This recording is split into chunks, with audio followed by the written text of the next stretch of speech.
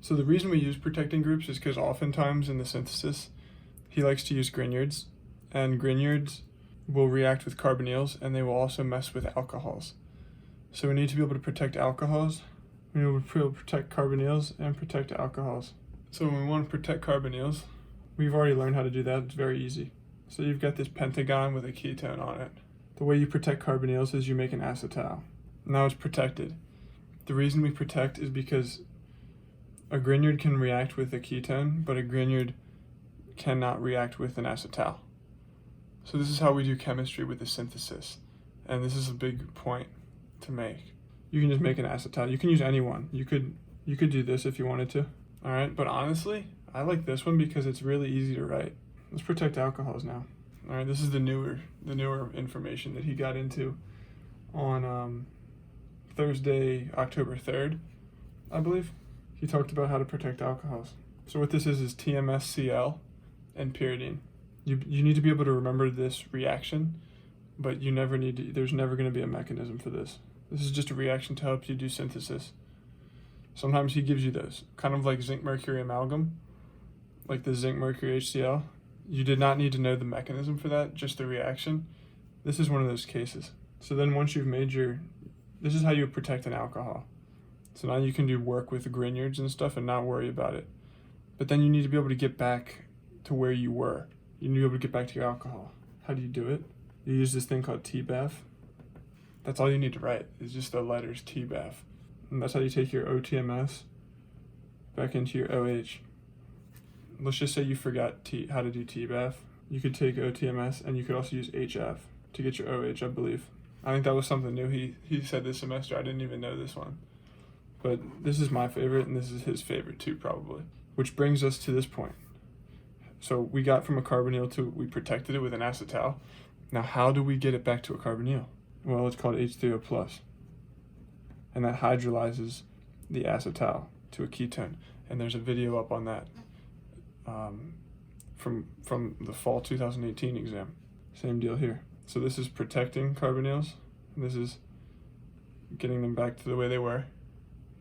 This is protecting alcohols, and then deprotecting. Or I like to say getting them back to the way they were. Well, you can do whatever you want. So let's look at a problem. Let's first take a look at like a reaction involving this stuff. So let's take this one for example.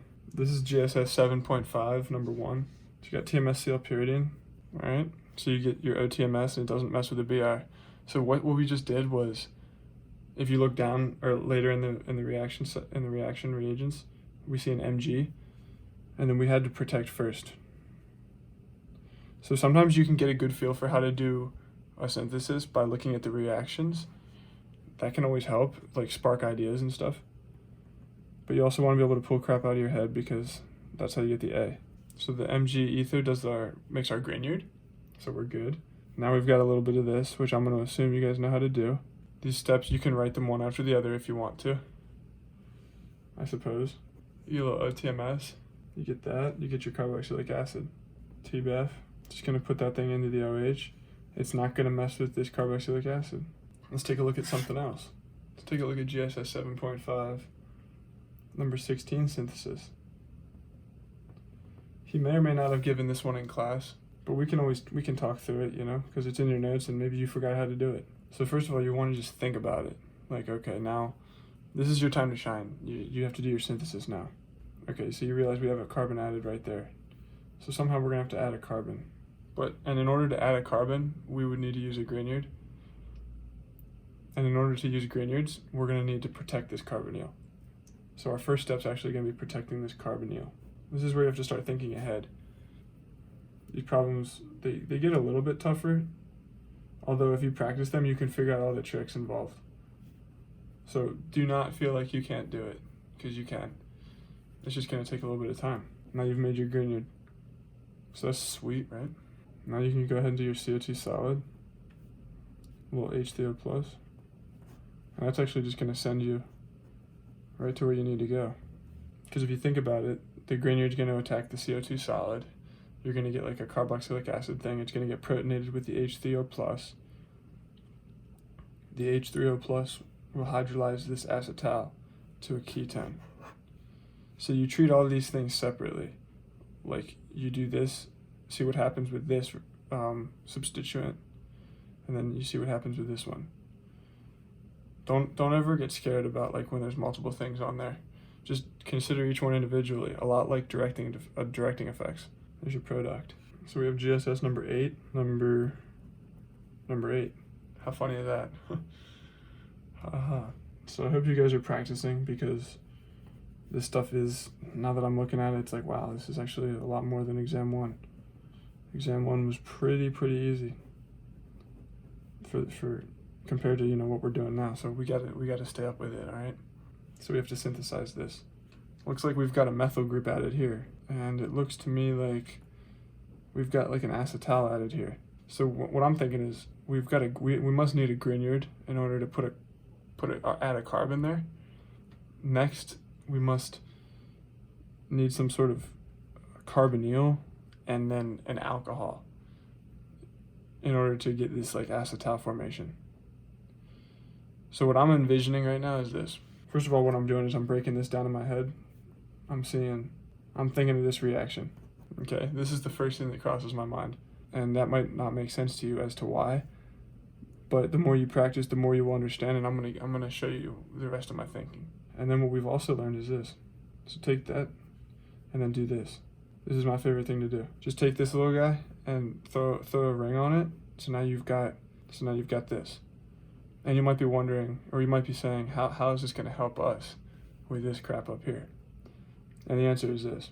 Think about if this was reoriented like this, and this was done, this is the same as this. So the answer to this problem could be written like that, which is the exact same thing as this.